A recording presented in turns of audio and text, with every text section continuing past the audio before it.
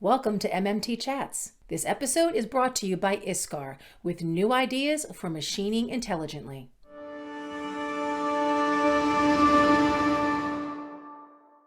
Hey MMT followers, Christina Fuges with MoldMaking Technology, back for another quick MMT chat. My guest today is from Roembke Manufacturing and Design in Ossian, Indiana. It is Adam Shaal, who is Business Development Manager. Hi, Adam. Hi, how are you? Good. All right. So why don't you explain first about who you are, what your current position is, and what do you do every day?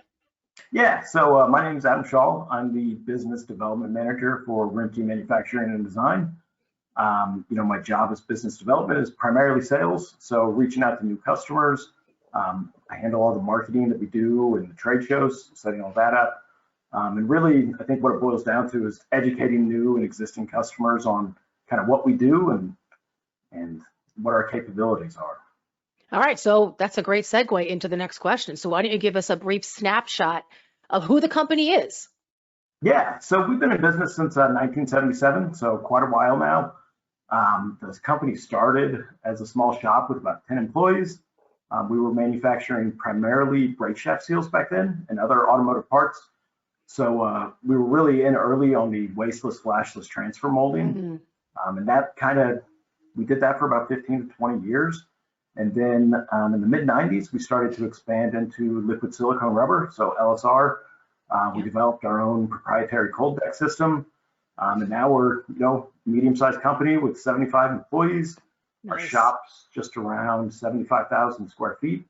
And we offer everything from quick prototypes to complete turnkey systems for everything from natural rubbers to silicones to thermoplastics to two-shot. So we're any combination of those things. Diverse, and that goes across end markets also? Yeah, so we do everything from medical to automotive to we call it like general consumer type product, baby products, pet products, things like that. Okay, so what would you say, with all that being said, how would you describe Roembke's chief competitive advantage? Yeah, so I think we have a couple, but I think the main one would be, the years that we've been in business. There's not a lot of mold makers, especially in the rubber industry, that have been doing this as long as we have. So, that, and along with our ability to retain employees, I think the average tenure of our employees is over 20 years, which is, quite remarkable that we're able to hold on to people for that long. Yes. And since we've been in business for so long, we've seen a lot of projects and a lot of different types of parts.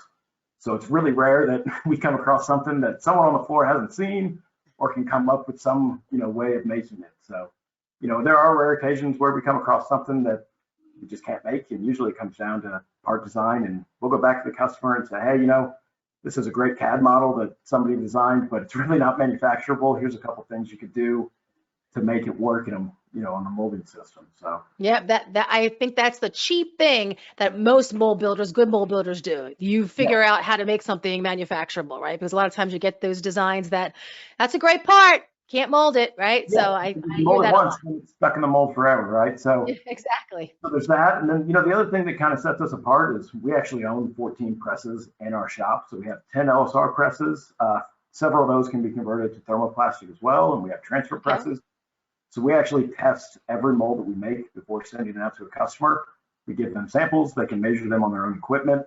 And if there's changes that got to be made, the mold's already in our shop and we can do those changes on the fly. So it cuts back on the back and forth. Oh yeah.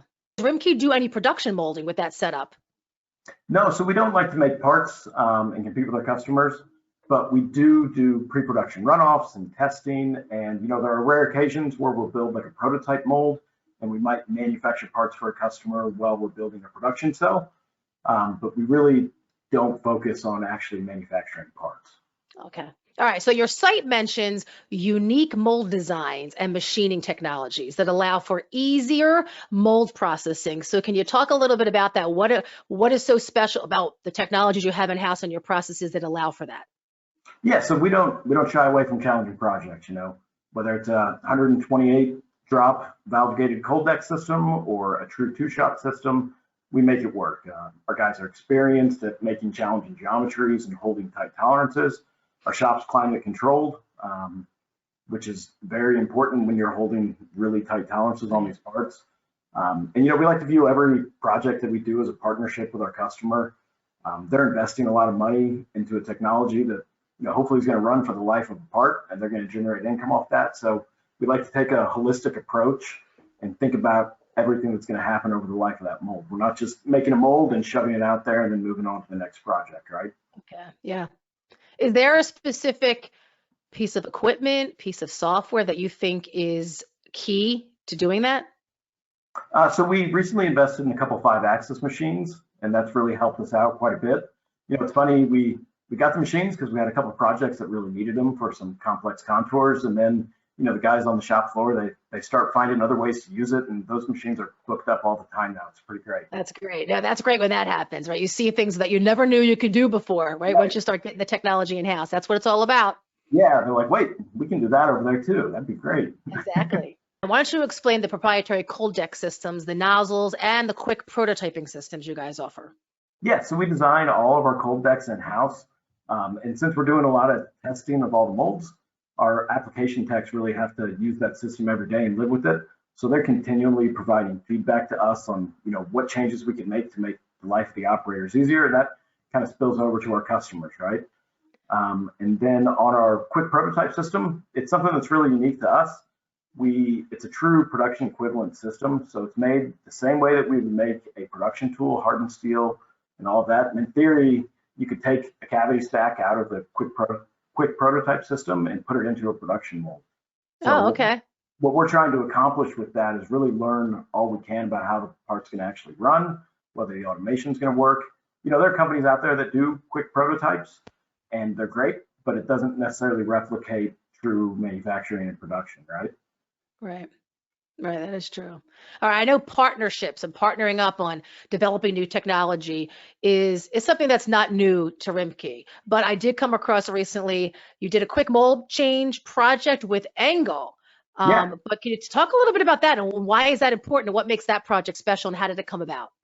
Yeah, so for years we've been a rubber molding company, but as customers' demands have changed and we started getting into two-shot projects, customers really wanted to single source their mold build, which kind of led us getting into thermoplastics over the last 10 years or so.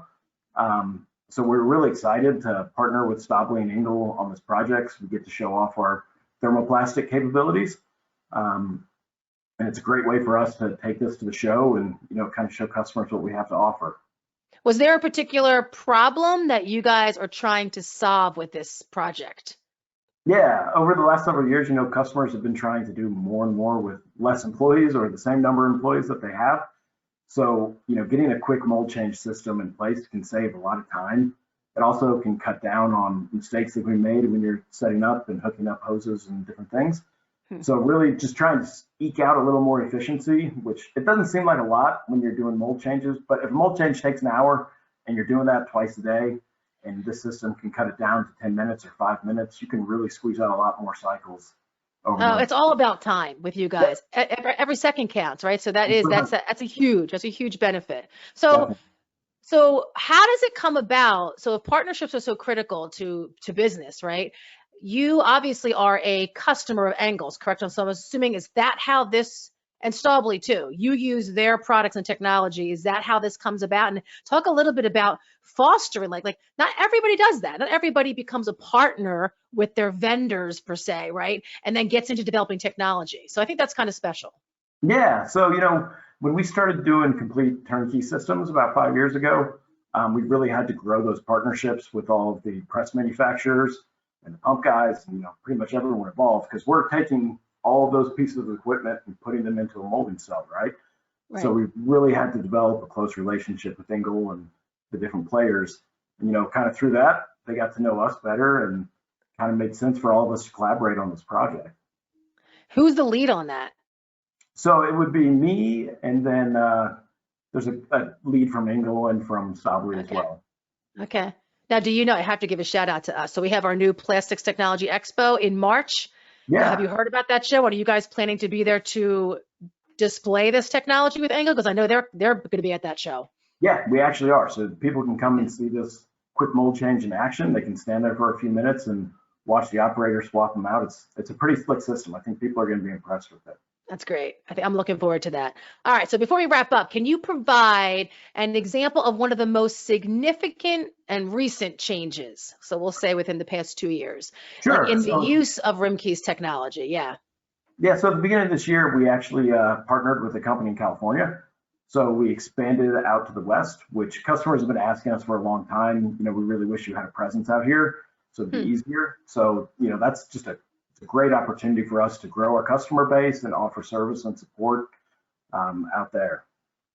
That's great. That's a good way to start growing, right? Is there anything specific on the shop floor? Is there a new change in technology? Yeah, I would say, like I mentioned earlier, those 5-axis machines that we got, and we recently expanded our application center. So we have a whole section of that dedicated to just turnkey cells. So at any given time, there's 3 to 5 actually customer-owned pieces of equipment in that turnkey center. Do you guys get into any 3D printing, additive manufacturing? Yeah, so we do. We do have a 3D printer that does various thermoplastics and some PPE type materials. So, for quick prototypes, when a customer just needs a little widget in their hand, we can do that. We've also been investigating 3D printing on the mold making side. So for steel, not quite sure we're ready to pull the trigger on that. But there's really interesting things out there, and we got our eye on some of that technology for sure. I love that. I'm hearing that more and more. At our show at AmeriMold in September last month, it seems like in this little niche, mold manufacturing, it's going beyond interest now. And a lot of these shops are finally pulling the trigger on investing and not just outsourcing it or contracting that out. They're actually investing in the technology. So it's really exciting for, the conformal cooling is the application that always pops up. But there's a lot more things that can be done with it. So it's another tool in your toolkit. So I think it's great to hear that. All right, finally, let's think about the next 3 to 5 years in terms of the technology and the business side of Roembke. How do you expect business to change or evolve in the next 3 to 5 years? Yeah, so we're really focused on continuing to grow our partnership with Roembke D&T out in California. Like I said, we feel they offer some things that we don't offer, so it's a nice dovetail the way it comes together. And as far as Roembke Manufacturing Indiana, I think we'll continue to see our turnkey business grow and expand.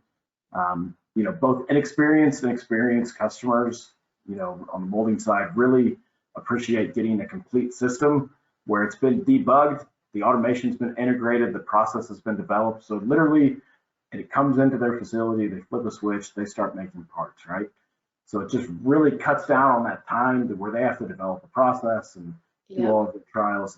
It's a nice, slick way of, getting the customer up and running faster. And it cuts down on their risk and exposure when they're investing in a bunch of new capital for a project. Absolutely. That is a true partnership, and you're basically a one-stop shop for them. So it's a win-win for both of you. Yep. All right. Thank you, Adam. I thank you for all your time. And to everybody watching out there, remember, for everything mold making, visit MoldMakingTechnology.com. Stay safe and healthy. And most importantly, stay informed and stay inspired.